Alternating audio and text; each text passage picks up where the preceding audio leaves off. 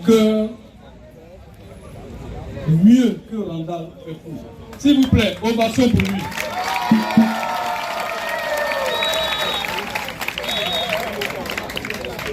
J'ai voulu prendre la parole parce que je voulais dire aujourd'hui à mes frères du RHDP pourquoi généralement on a tendance à croire que je me sens à l'aise avec le FPI. Ceux qui ont les moyens de faire la vérification peuvent le faire. Je suis le fondateur de la fédération FPI de Grand Laou. Et tenez-vous bien, je n'avais que 22 ans. Je n'avais que 22 ans. Ça veut dire que ce parti a cru et a toujours respecté la jeunesse. Quand cette jeunesse décide de se donner de la valeur, quand cette jeunesse décide de tourner le dos à la facilité, quand cette jeunesse décide de dire non au vice, et Fefou est un exemple vivant de ce que aux âmes bien nées, la valeur n'attend point le nombre d'années. Mais entre-temps, Dieu a voulu et il a plu au Premier ministre Pascal Affi-N'Guessan de nous envoyer à Port-Boué une dame, une maman, parce que souvent avec la fougue de la jeunesse, on a besoin de pondération dans certaines situations et la vice-présidente est là. Nous la pensions occupée aujourd'hui, mais nous sommes heureux que vous soyez parmi nous aujourd'hui, madame la vice-présidente. Ovation pour elle. Merci aux camarades, donc aux secrétaires généraux de fédération. Et moi, je vais parler chiffres. Je vais prendre au mot le porte-parole des secrétaires généraux de fédération. Et je vais vous dire, ne faites pas mentir Randall Fefou. Parce que s'il y a eu des parrainages à Vridi, ça veut dire qu'il y en a eu à Port-Boué-Centre, il y en a eu sur la route de Passam. Mais nous qui sommes enfants de Port-Boué, nous nous souvenons que le Premier ministre Pascal Affi-N'Guessan a bel et bien été candidat aux élections présidentielles de 2015. Et on connaît le nombre de voix qu'il a eu à Port-Boué. De deux choses l'une. Soit, en ce moment, les parrainages n'étaient pas encore faits. Et donc, on n'avait pas identifié tous ceux qui se reconnaissaient en lui. Et donc, je vais comprendre les chiffres que Pascal Affi-N'Guessan a eu en 2015 à Port-Boué. Nous avons souvenance que notre ami Fefou a été candidat aux élections législatives de 2021. Chacun ici sait le nombre de voix qu'il a eu. Encore là, je dirais de deux choses l'une.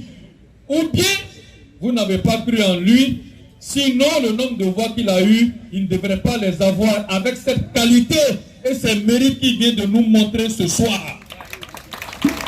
Donc, interpellation. Nous sommes nombreux sous les bâches ce soir. Derrière vous, je préfère considérer qu'il y a beaucoup d'autres personnes qui n'ont pas pu effectuer le déplacement. Si vous croyez qu'on est ici pour une affaire de récréation, alors, madame la vice-présidente n'a pas été comprise. Alors, Xavier Fefou n'a pas été compris. Alors, le Premier ministre Pascal Affi-N'Guessan n'est pas compris. Et ça voudrait dire donc que le candidat Konaté Ibrahim peut avoir des soucis. Je le dis parce que pour moi, celui qui connaît le FPI sait que, comme le dit l'hymne, œuvrons pour une Côte d'Ivoire prospère et unie. C'est ce qui amène les leaders du FPI à chaque fois qu'il faut prendre une décision, qu'il faut faire un choix pour que la Côte d'Ivoire reste prospère, que la Côte d'Ivoire te donne les chances de pouvoir rendre heureux ses fils et ses filles dans l'union. Alors, le FPI fait ce choix. Mais quand le choix est fait, soyons donc disciplinés et appliquons-le. Au-delà donc des pas de danse de ce soir, c'est qu'est-ce que chacun d'entre nous, chers camarades, va faire pour que le nom Konaté Ibrahim rime avec un visage connu. Pour que le frère, le camarade Xavier Randal se dise au soir du 2 septembre, oui, j'ai eu raison de croire en cette liste à laquelle j'appartiens, la vice-présidente. Et qu'ensemble, à la fin des 5 premières années de gestion du pouvoir municipal, on se dise, voilà ce que l'attelage, voilà ce que le mariage, voici ce que le partenariat FPI, RHDP a permis à Port-Boué d'avoir. Je vais vous interpeller sur des chiffres, comme je l'ai dit. Vous pouvez aller sur Google. Vous tapez budget annuel de la mairie de Koumassi. Vous verrez que ça ne fait même pas 4 milliards par an. A contrario, quand vous tapez le budget annuel de la mairie de Port-Boué, vous serez surpris de voir que c'est écrit 14 milliards 200 millions par an. Mais dites-moi, Bakongo là, c'est un génie ou que ce n'est pas un homme comme nous autres? Comment il fait avec 4 milliards pour réaliser tout ce qu'on voit à Koumassi? Et puis on nous fait croire qu'avec 14 milliards à Port-Boué, on ne peut pas. Alors on va répondre ensemble à cette question de ceux qui vous font croire, on ne m'a pas donné mon budget. Ce n'est pas vrai. Le budget municipal d'une commune ne se décide pas au ministère. Il y a quand même des sachants parmi nous à Port-Boué. On a quand même siégé au conseil municipal avec Hortense Aka-Angui. Non, mesdames et messieurs, le budget municipal dans une commune se fait à partir des taxes que le maire et son conseil municipal se disent capables de lever. Et c'est sur les taxes qui sont versées au trésor pour le compte d'une commune X donnée que les ristournes lui sont reversées. Donc c'est sur la base de ce que tu as dit être capable de pouvoir lever comme taxe que les ristournes te permettent de dire j'ai droit à un budget de 14 milliards 200 millions. Mais on ne s'arrête pas là. Quand tu finis de déterminer le montant, c'est toi encore qui t'assois avec ton conseil municipal pour dire dans les 14 milliards 200 millions, je vais mettre tant pour l'éducation et la formation. Je vais mettre tant pour la santé. Je vais mettre tant pour le social. Je vais mettre tant pour les infrastructures routières. Et c'est seulement ce programme-là que tu prends avec ton DAF pour aller devant la direction générale de l'administration du territoire pour aller défendre. Donc c'est le maire qui s'en va convaincre le DGAT et le ministre de ce que voici ce que je peux faire rentrer dans les caisses de l'État et voilà le montant de mes ristournes, mais voici ce que je vais faire de mes ristournes. À quel moment le ministère là, lui il connaît combien d'État tu fais rentrer, combien tu peux avoir comme budget. Et à quel moment, dites-moi, ce que tu as prévu pour mettre dans les écoles, dans les hôpitaux, dans les routes là, dites-moi à quel moment le ministère coupe ça ou bien il bloque.